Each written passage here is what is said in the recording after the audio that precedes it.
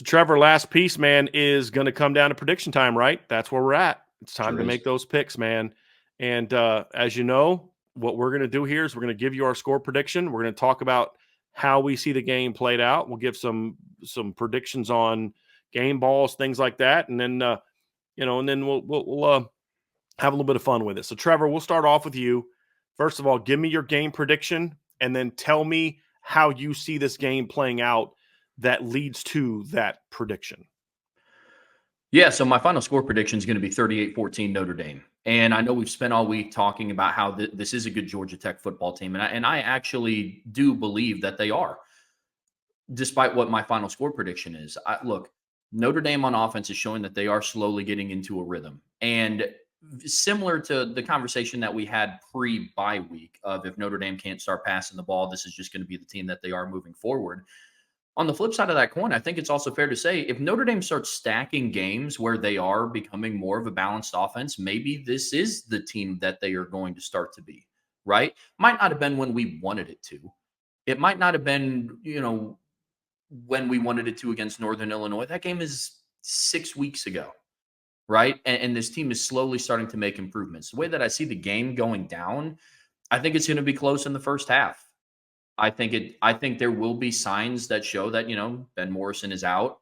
The Notre Dame defense has some injuries on the edge, and I think it's going to be relatively close in the first half. I could see it being a 17-14, 14-10, something in the first half. And then I think Notre Dame digs their heels in and takes over in the second half of the game. Against Louisville, they had a 21-point first quarter. Against Stanford, they had a 21-point third quarter. So I do believe that this is going to be a game where Notre Dame's offense kind of takes that next step and they say, hey, look, like this is who we're starting to become. And I think the defense is going to struggle early, not because I think from a skill perspective, they're not there. It's just they have a lot of guys out, and that's the fact of the matter. So that's how I see it playing out.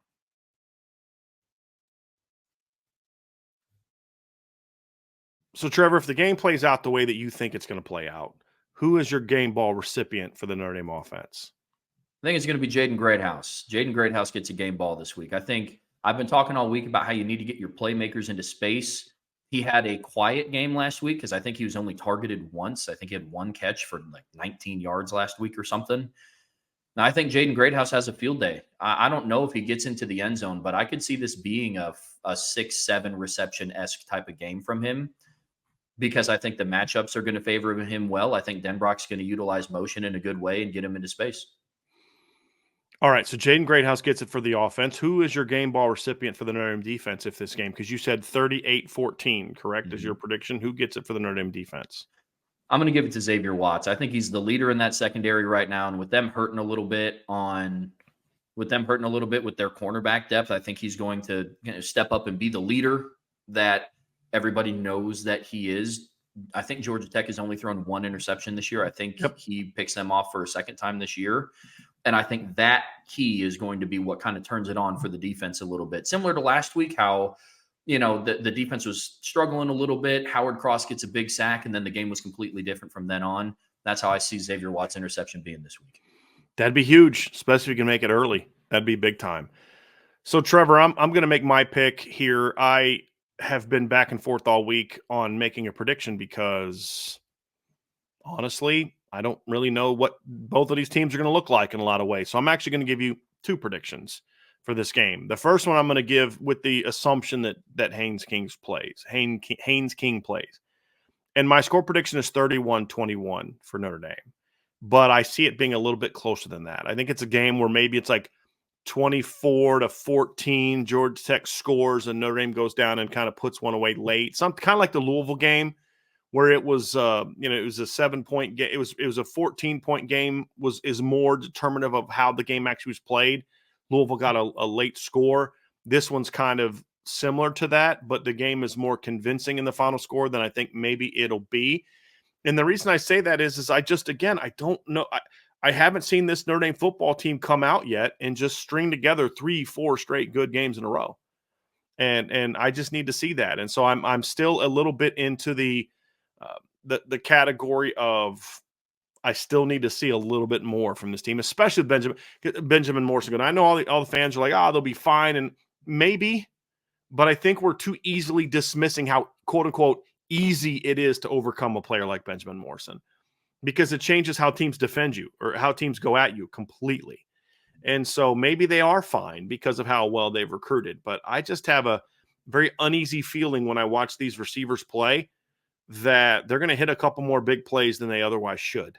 And that this defense matches up really well with what Notre Dame does. And if Notre Dame doesn't play outside of their norm, because as of right now, the Stanford game is an anomaly offensively. They haven't played with that balance all season.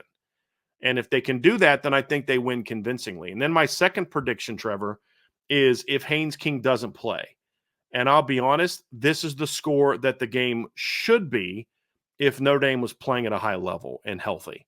And that's 38-13. If Haynes King doesn't play, I don't think Georgia Tech can move the football. I think if Haynes King doesn't play, Notre Dame can just kind of sit back and say, we're going to make sure Jamal Haynes doesn't beat us. Because if we shut down Jamal Haynes, that's going to then lead to things where we're going to get to Zach Pyron, and he's just not there. All the success they've had against CJ May, or excuse me, Drake May, CJ Stroud, Caleb Williams, Jaron Hall, Tanner McKee. You look at all the quarterbacks they faced over the years, and they've shut down. It's like, I just have a hard time believing that just because Benjamin Morrison's out, a backup quarterback is going to come in and all of a sudden shred this team. Anything can happen. Right? It's crazier things have happened. I watched Tennessee basically get beat by a backup quarterback. And so, look, that's just kind of where it's at. I just don't think a backup quarterback against this defense is going to be able to go out there and just move the chains. And so, and yes, the Georgia Tech run game has kind of gotten rolling in the last couple of weeks, but that was against two teams that don't have the type of defense that Notre Dame has, in my opinion. With all due respect to Duke and especially North Carolina, they don't have this kind of defense. So 38-13 is my prediction if Haynes King doesn't play. I think Georgia Tech struggles to move the ball early, and Notre Dame kind of pulls away pretty early. That could be how it goes, even if he's healthy. But I like this Georgia Tech team, man. I really do. It's not even just about, I don't think Notre Dame's is how good is. It's also about, I like this Georgia Tech team. I really do. They're tough. They're physical. They've got good athletes. They're schemed well. They're coached well. They respond to adversity well. I like this team. I just think Notre Dame's playing at a pretty good level right now, and they're just a more talented team all around. And Notre Dame is, if we're talking about how well teams play away from home, Notre Dame's 2 games away from home. They won 66-7 over a Big Ten team, and they won 23-13 on the road against a SEC team that's 5-1 and ranked in the top 15. Notre Dame's played pretty well so far away from home, and I think this is going to be another opportunity to do that. So that's my prediction, 38-13. So in both instances, my game ball is going to go to the same player. It's going to be Jeremiah Love. I think this is going to be a big game for Jeremiah Love, getting outside. I think he's going to make some plays in the pass game. I think he's going to rip off some big runs. He wasn't used a whole lot last week. I think he's going to be a little bit hungry to kind of get back out there and dominate. If it's not him, I could see, like a Riley Leonard going off. But I just think this is a game where Jeremiah Love just, on turf, getting outside is just going to have some really, really big plays, really, really big plays. So he gets my game ball for the Notre Dame offense. For the Notre Dame defense, Trevor, this one I've been a little bit back and forth on this one because if the game goes out how I think it's going to be played out, then I actually kind of agree with your prediction. It's going to be the first prediction I think it's going to be a Xavier Watts making a big play to create a stop that helps the Notre Dame pull away. If the game goes how I predicted on my second one, which is sort of how the game should go anyway, but how I think it will go if Haynes King is down, it's going to be one of the linemen. It's going to be somebody up front is going to dominate, whether that's Howard Cross, whether that's Josh Burnham again, whether it's Bryce Young, whether it's Junior Tulamaka or Riley Mills or Gabriel Rubio. Somebody up front is going to win it if Notre Dame dominates this game, because it's going to mean that they put a lot of pressure on the quarterback and that they were able to get after the run game. That's what it's going to tell me.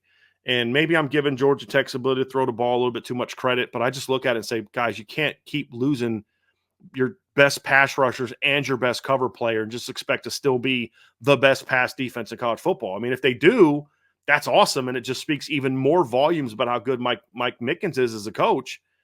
But you get to the point in time where it's like, bro, at some point in time, you got to take some little minor step back, right? If you keep losing all these players, I mean, don't you think that's got to eventually happen? So far, it hasn't to the Notre Dame defense. I mean, it really hasn't. But I think this Benjamin Morrison one is going to sting. And it's not even about Leonard Moore. It's really not. It's about just overall how teams are going to game plan against Notre Dame and in the way that they're going to be able to attack them. And, it just comes down to that. I just think they've lost a little bit too much. And so that's why when I look at this, Trevor, I am going with a D line. If they dominate this game, it'll be because some D lineman takes over this game and dominates. It won't be because of one of the corners. Now, I would love it to be like Christian Gray because he gets has a pick six or shuts somebody down, or Leonard Moore because he plays great and has 2 breakups and a pick and locks Eric Singleton down. That'd be great. But I just think at the end of the day, it's still going to come down to, can you stop the Georgia Tech running game? This might be the best rushing team you've faced so far this season, especially if Haynes Kings plays. Yeah, got a dynamic quarterback. You've got a great running back, a kid that's every bit as good as the kid from Northern Illinois, if not better. But unlike Northern Illinois, you are actually playing a team that has a quarterback that can run. Even Zach Pyron can run a little bit, you know what I mean? More so than the kid from Northern Illinois. And then their backup running back's averaging, I think, the same yards per carry that the starting running back is at this point in time in the season. So the Alexander kid. So this is a good football team, man. Veteran offensive line. And as we've seen a couple times this year, when Notre Dame's played decent-sized veteran offensive lines, they've pushed them around a little bit. Is that going to happen against Georgia Tech again? Or is that just they're past that? This is a different team now. I'd like to think it's that, but I don't think that we definitely know that at this point in time. So that's kind of where I'm at with this prediction, Trevor. So yeah, I hear you. I hope I go back-to-back weeks for game balls, because last week I predicted it to be one of the 2 defensive tackles and Riley Leonard, and they played pretty decent last week. Well, what did Marcus Freeman said? Who did he say was the team MVPs for Notre Dame? It was Riley Leonard and Howard Cross, right? Mm-hmm. Didn't he say that? So yes, yeah. I mean you pretty much nailed that one. So, I don't remember who I said was. I can't remember who my game balls went to last week. I think I said a receiver was going to get one on offense, is what I remember. I think you did. You said it was you. Yeah, on offense, you said it was relatively the same that my take on defense, because you're like, it's going to be one of the receivers. Don't know who yet, but they're going to step up. And then defense, I think you had Xavier Watts. Stinking Bo Collins doesn't fumble that ball, man. We might be having a different conversation. So hopefully one of us is right on game balls, and hopefully that you are correct, because my prediction of what could happen if Haynes King doesn't play, or what should happen, is very similar to what your overall score is. You went 38-14. I went 38-13. I originally had a 38-10, but I was like, man, I feel like with that run game, they're going to at least be able to put 3 scoring drives together. Like in both scores, I have them putting 3 scoring drives together. Yeah, it's just if Haynes Kings plays, they're a lot tougher in the red zone. And that's where the 21 comes from. If Haynes King doesn't play, it's a little bit easier. Should be a little bit easier to stop them in the red zone. That's why I got 38-13. So I do have them getting 3 scoring drives. So it's going to be interesting, man. Well, let me ask you this as we wrap up, Trevor. If this game does not go the way that you think it's going to go, what will be the reason? What was the concern that you have for this matchup if it doesn't go the way that we predict? They get pushed around in the trenches on both sides of the ball. That is my major key to if Notre Dame wins 38-14, like I think that they will, it's because on offense and defense, they're both lines, both trenches play. I don't want to say even out of their mind. Like they just play well. Like they don't have to, Notre Dame doesn't have to go out and play the greatest game ever on offensive line and the greatest game ever on defensive line. It's just go out and play well, like do your job. Marcus Freeman says that they're a lineman-driven program on the offensive and defensive side. Now it's time to go out and show why. That would be my, if Notre Dame loses or if the game doesn't go the way that it should, it's going to be the offensive and defensive line. That's mine. Dig it. I'm with you. That's mine. If this game doesn't go the way it's supposed to go, it'll be because of that. So I'm with you.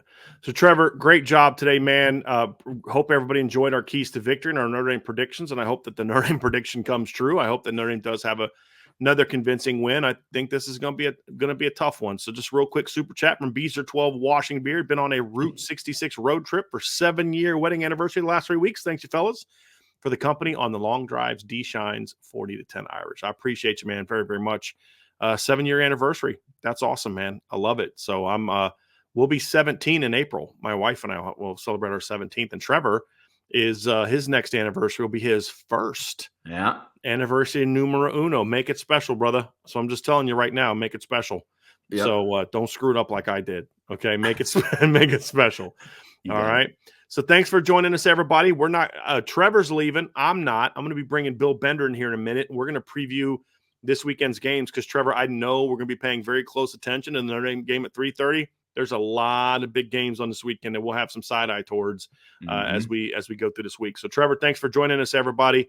Make sure before we get to this next section, y'all hit that like button, and we're going to get rocking and rolling here in a minute with our preview of week 8 of the college football season.